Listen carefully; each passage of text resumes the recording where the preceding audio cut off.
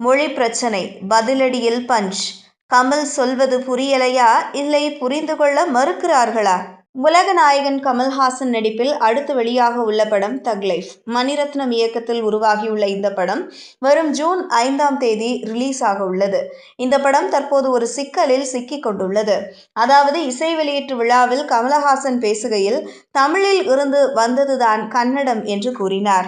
இது வரலாற்று ரீதியாக உண்மை என்றாலும் கமலஹாசன் பேசும்போது கன்னட மொழியை சிறுமைப்படுத்த வேண்டும் என்ற எண்ணத்தில் பேசவில்லை என்பது அவர் பேசுவதை பார்க்கும் போதே தெரிகிறது.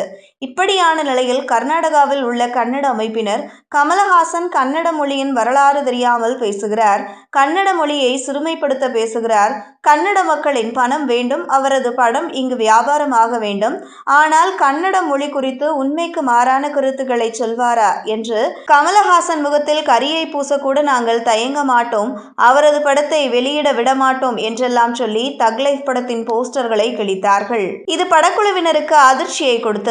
இதனால் கமலஹாசனுக்கு ஆதரவாக தமிழ்நாட்டிலும் எதிராக கர்நாடகாவிலும் குரல்கள் எழுந்தது. குறிப்பாக இணையவாசிகள் மாறி மாறி விமர்சித்துக் கொண்டனர். இப்படியான நிலையில் கர்நாடக முதலமைச்சர் சித்தராமையா கன்னட மொழியின் வரலாறு தெரியாமல் கமலஹாசன் பேசுகிறார், கமலஹாசன் மன்னிப்பு கேட்க வேண்டும் என்று தெரிவித்திருந்தார். அதே நேரத்தில் விடுதலை சிறுத்தைகள் கட்சி தலைவர் திருமாவளவன் கூறுகையில் திராவிட மொழிகளில் தமிழ்தான் அனைத்திற்கும் தாய்மொழி. இதை இன்று சிலர் ஏற்க மறுக்கலாம், ஆனால் அதுதான் வரலாறு என்று தெரிவித்தார். இப்படியான நிலையில் இந்த பிரச்சனைக்கு முற்றுப்புள்ளி வைக்க முயற்சிக்கும் விதமாக உலகநாயகன் கமல்ஹாசன் பேசுகையில் குறிப்பிட்டுள்ள விஷயம் பலரது கவனத்தை ஈர்த்துள்ளது. அதாவது, உங்கள் பக்கத்தில் இருந்து பார்த்தால் நீங்கள் சொல்வது சரி என்று தோன்றும், தென்குமரியில் இருந்து பார்த்தால் நான் சொல்வது சரி என்று தோன்றும்.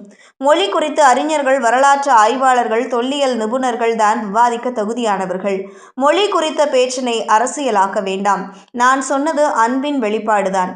நாம் அனைவரும் ஒரே குடும்பத்தைச் சேர்ந்தவர்கள். அன்பு எப்போதும் மன்னிப்பு கேட்காது என்று தெரிவித்தார்.